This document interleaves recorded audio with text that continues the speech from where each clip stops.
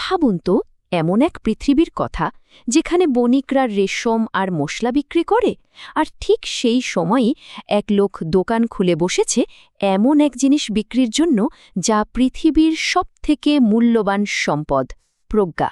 এই গল্পের শুরুটা ফারিস নামের এক যুবককে নিয়ে। বাবার মৃত্যুর পর সে এক অদ্ভুত ব্যবসা শুরু করে।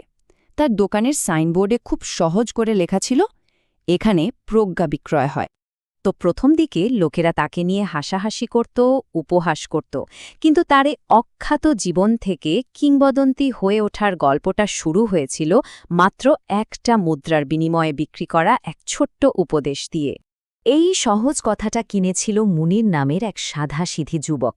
কিন্তু কে জানত এই সামান্য উপদেশই তাকে খলিফার দাসীদের এক ভয়ঙ্কর ঝগড়ার মধ্যে ফেলে দেবে, আর তাকে ঠেলে দেবে এমন এক গভীর সংকটে যেখান থেকে সাধারণ বুদ্ধি দিয়ে বাঁচার কোনো উপায়ই ছিল না। এই যে হিসেব করে করা পাগলামি, এটাই মুনিরকে সেদিন বাঁচিয়ে দিয়েছিল। আর এই খবরটাও ছড়িয়ে পড়ল যে শহরে এমন একজন বণিক আছে যে কিনা এক তো চতুর উপদেশ বিক্রি করে। আর সেই গল্পটা সোজা গিয়ে পৌঁছাল স্বয়ং খলিফার কানে। খলিফা তো বেশ কৌতূহলী হয়ে উঠলেন। তিনি ফারিসকে ডেকে পাঠালেন, আর নিজের জন্য এক টুকরো প্রজ্ঞা কিনতে গিয়ে শেষ সময়ের জন্য এক আকাশ ছোঁয়া মূল্য দিলেন।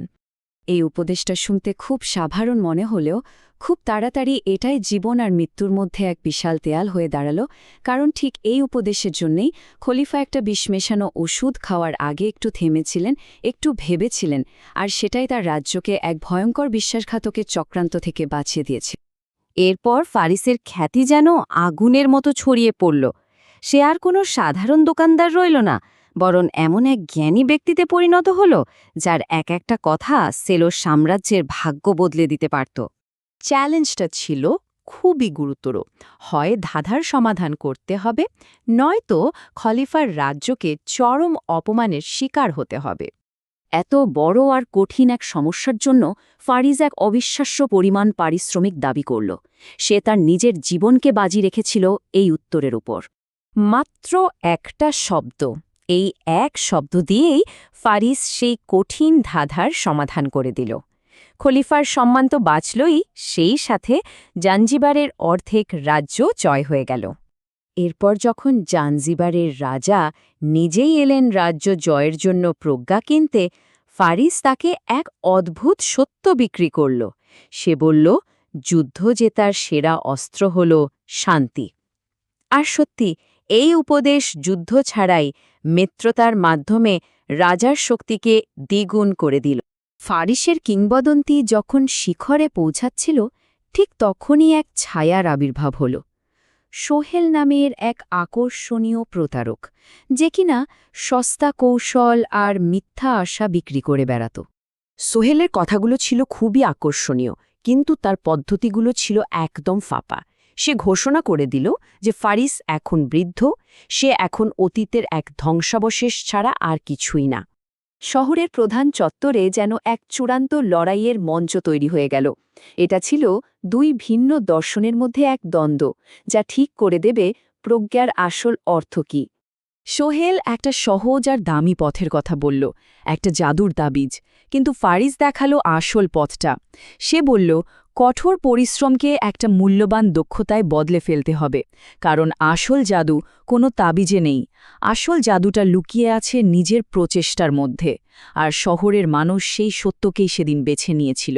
ফারিসের ঐতিহ্য যখন পুরোপুরি সুরক্ষিত আর মানুষ তাকে প্রজ্ঞার সুলতান নামে ডাকতে শুরু করেছে, তখন সে শেষ আরেকটা সংকট সমাধান করল। শুকিয়ে যাওয়া এক ঝর্ণার জল নিয়ে বিবাদের জেরে ভেঙে পড়তে বসা একটা গ্রামকে সে আবার এক করে দিল। এবার তার সমাধান কোনো চতুর কৌশল ছিল না, বরং এটা ছিল একতা, সহযোগিতা আর প্রকৃতির মূল্যবান সম্পদের প্রতি শ্রদ্ধার এক আন্তরিক আহ্বান। জীবনের কাজ শেষ করে সে তার শিষ্যদের হাতে নিজের জ্ঞান তুলে দেওয়ার প্রস্তুতি নিচ্ছিল। কিন্তু শহরবাসীর মনে তখনও একটা শেষ প্রশ্ন, একটা জ্বলন্ত প্রশ্ন বাকি ছিল। জনতা ভিড় করে এলো, তাদের জানতেই হবে এমন গভীর জ্ঞানের উৎস আসলে কি, কোথা থেকে আসে এত প্রজ্ঞা। তার গোপন রহস্য, নিজের কোনো জাদুকরী প্রতিভা ছিল না। তিনি জানালেন তার প্রজ্ঞার আসল উৎস হল ইসলামের শিক্ষা। তিনি পবিত্র কোরআন অধ্যয়ন করেছেন এবং নবী মোহাম্মদ সাল্লাল্লাহু আলাইহি ওয়াসাল্লাম এর সুন্নাহ থেকে সত্য, ধৈর্য এবং অন্যের প্রতি মমত্ববোধের আলো গ্রহণ করেছেন। পারিসের গল্পটা আমাদের এটাই শেখায় যে আসল প্রজ্ঞা কোনো পণ্য নয় যা টাকা দিয়ে কেনা যায়, বরং এটা একটা আলো যা শুধু অনুসরণ করতে হয়। আর এর মূল্য টাকায় নয়, বরং সেই জীবনগুলো দিয়ে পরিমাপ করা হয় যা এই প্রজ্ঞার আলোয় বদলে যায়।